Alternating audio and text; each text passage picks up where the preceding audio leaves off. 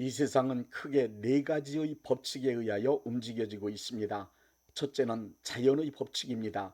자연 만물의 생성, 변화와 유지, 그리고 소멸은 정확한 자연 법칙에 의하여 이루어지고 있습니다. 이 세상에 존재하는 모든 자연 만물은 하나님께서 부여하신 자연 법칙에 의하여 창조된 이후 지금까지 쉼 없이 진실하고 성실하게 운영되고 있습니다. 인간은 변함없고 정확한 자연 법칙과 그 원리를 연구하고 발견하여 물리학, 화학, 생물학, 천문학, 해양학 등 과학을 발전시킴으로 편리하고 풍요로운 세상을 만들었습니다. 둘째 법칙은 인간의 이성입니다. 이성이란 인간 두뇌 작용에 의하여 일어나는 대표적 의식 기능입니다.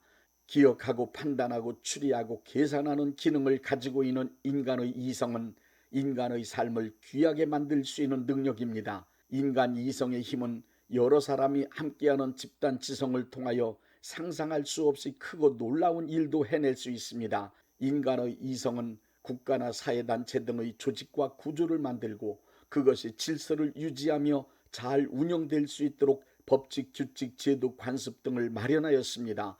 또한 인간의 이성은 여러 경험과 단편적인 지식을 종합하여 이론과 학문을 만들어 놓기도 합니다. 한 시대와 역사를 지배하는 사상 역시 인간의 이성이 만들어 놓은 산물입니다. 윤리와 도덕도 인간의 이성에서 나온 법칙입니다. 오랜 역사를 통하여 집대성된 과학 문명은 물론 문화와 예술도 이성의 산물입니다.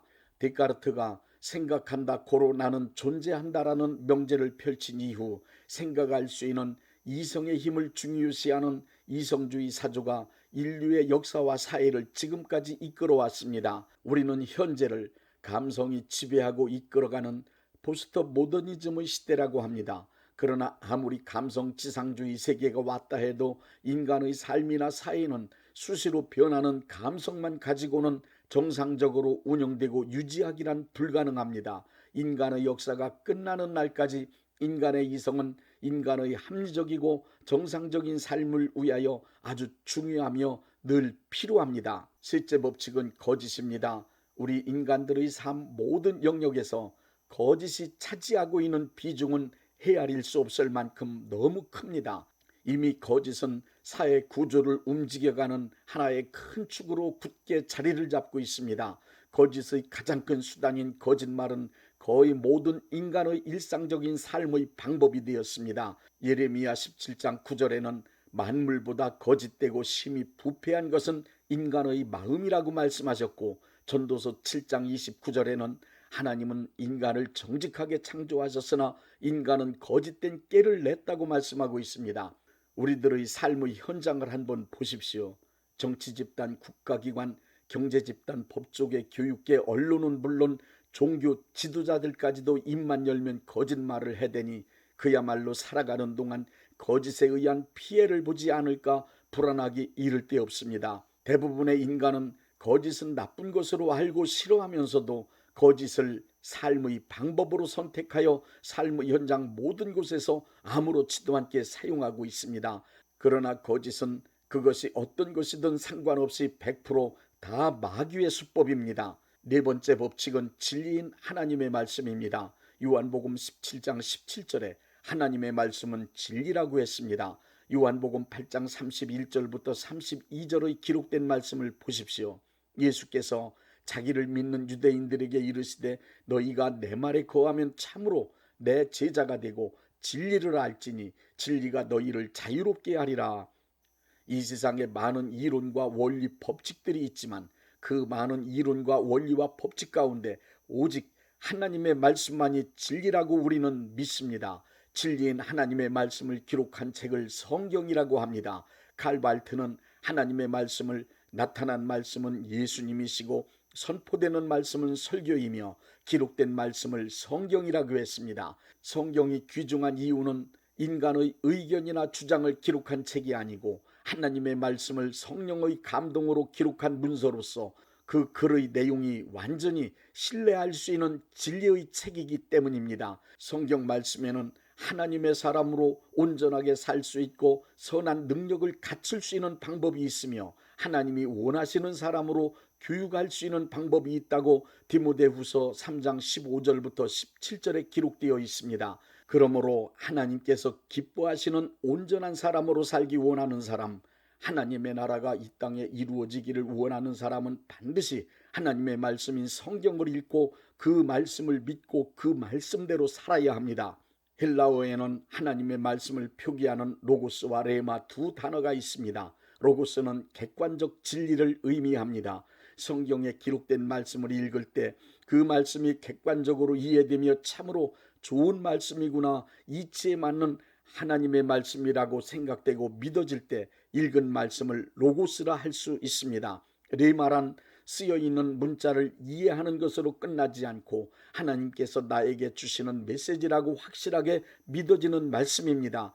하나님의 말씀은 나에게 주시는 말씀, 나를 뜨겁게 감동시키는 말씀, 나에게 큰 능력이 되는 말씀, 나를 통하여 이루어질 수 있다는 확신의 말씀이 되어야만 합니다. 이렇게 되면 믿음의 역사가 일어납니다. 그야말로 말씀이 살아 움직이는 역사가 나타납니다. 진리인 하나님의 말씀을 확신할 때 나타나는 위대한 사건 세 가지를 말씀드리겠습니다. 첫째, 자연법칙이 순종합니다. 진리인 하나님의 말씀인 성경을 읽거나 강대상에서 목사님들을 통하여 선포되는 하나님의 말씀을 듣고 그 말씀이 확실하게 믿어질 때 자연의 모든 법칙이 하나님의 말씀에 순종하는 기적이 일어납니다. 그것은 인간이 외치는 목소리나 의견과 주장의 권위와 능력이 있어서가 아닙니다. 그 말씀이 진리이기 때문입니다. 진리를 말씀하신 하나님은 지금도 살아계시며 그 말씀의 약속을 성령님이 보증하고 계십니다. 여호수아 10장 13절, 아모리인들과 전쟁할 때 하나님의 능력에 사로잡힌 여호수아가 태양과 달을 향하여 태양아 너는 기브온 위에 머물라, 달아 너도 아일론 골짜기에서 그리할지라 하고 명령했습니다. 여호수아의 명령대로 태양과 달이 멈추는 기적이 이루어졌습니다. 하나님의 말씀은 우주 만물을 만드셨고 우주 만물을 운영하는 자연 법칙을 만드셨습니다. 그러므로 하나님의 말씀을 믿으면, 하나님의 말씀을 선포하면 그 말씀의 능력이 자연 법칙을 다스리게 되는 것입니다. 둘째, 인간의 이성이 굴복합니다. 히브리서 4장 12절엔 이런 말씀이 있습니다. 하나님의 말씀은 살아있고 활력이 있어 좌우에 날선 어떤 검보다도 예리하여 혼과 영과 및 관절과 골수를 찔러 쪼개기까지 하며 또 마음의 생각과 뜻을 판단하나니. 하나님의 말씀은 인간의 전 영역에 역사하십니다. 특히 인간의 이성에 강력하게 역사하십니다. 하나님의 말씀이 역사하면 인간이 자랑으로 내세우던 이성은 하나님의 말씀 앞에 완전히 굴복합니다. 예레미야 23장 29절을 보십시오. 여호와의 말씀이니라 내 말이 불같지 아니하냐, 바위를 쳐서 부스러뜨리는 방망이 같지 아니하냐.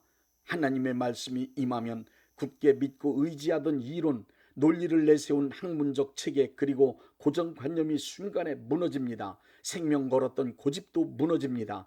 진리인 하나님의 말씀 앞에 서면 어떤 정치 이념이든 사상이든 과학 이론까지도 물거품처럼 사라질 수밖에 없습니다.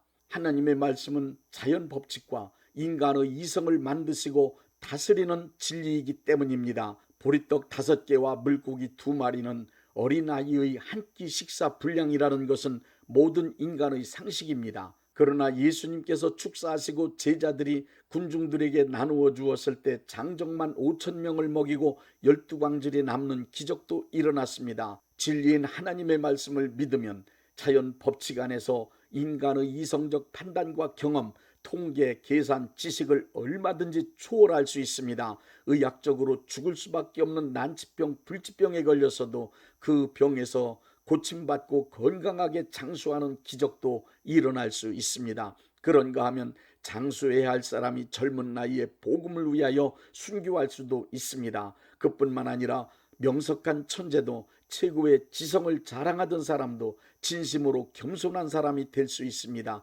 칸트를 보십시오. 칸트는 합리주의 인식론과 경험주의 인식론을 종합하여 구성주의를 만들어낼 정도로 이성적인 면에서 천재적인 사람이었지만 겸손히 하나님을 두렵고 떨림으로 섬겼습니다. 그는 순수 이성 비판에서 현상계 즉 형이 하학에 관한 이성적 판단은 전 지식을 총동원하여 자기 주장을 강력하게 펼쳤지만 예직의 즉 형이 상학적인 문제를 논하는 것을 단념했습니다. 그 이유는 하나님의 권위를 인정하고 하나님의 자리를 마련해 드리겠다는 겸손한 마음이 있었기 때문이었습니다.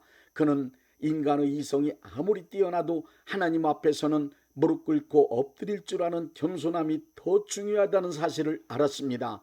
하나님의 말씀을 통하여 하나님의 지혜와 지식의 위대함을 경험했기 때문입니다. 셋째, 거짓이 물러갑니다. 거짓이 가장 두려워하는 것은 진리에서 발생되는 진실입니다.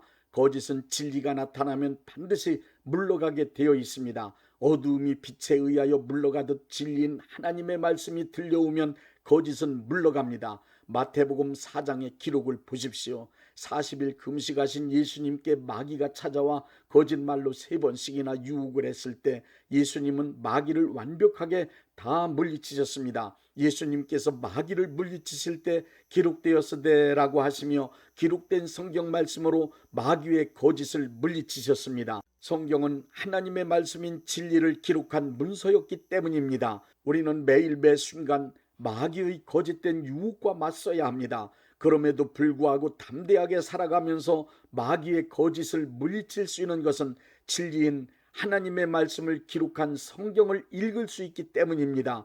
진리인 하나님의 말씀을 읽고 그 말씀이 믿어지면 요한복음 8장 32절 진리를 알지니 진리가 너희를 자유롭게 하리라는 것이 현실에서 이루어집니다. 신앙생활 잘하는 사람은 성경을 많이 읽는 사람입니다. 신앙생활에 관한 모든 것이 다 성경에 기록되어 있기 때문입니다. 시편 1편은 복 있는 사람은 하나님의 말씀을 주야로 묵상하는 사람이라고 말씀하고 있습니다. 하나님의 말씀을 묵상한다는 말은 중얼중얼 한다는 뜻으로 하나님의 말씀을 애울 정도로 많이 읽어야만 가능합니다. 성경에 관한 책을 많이 읽으라는 것이 아니라 성경책을 많이 읽으라는 말씀입니다. 기도 많이 해서 마음이 뜨거워진 사람이 성경을 읽지 않는다면 맹신자 혹은 광신자가 되거나 이단이나 사이비에 빠지기 쉽습니다. 기도 많이 할수록 열심을 내어 하나님의 일을 많이 할수록 성경을 많이 읽으십시오.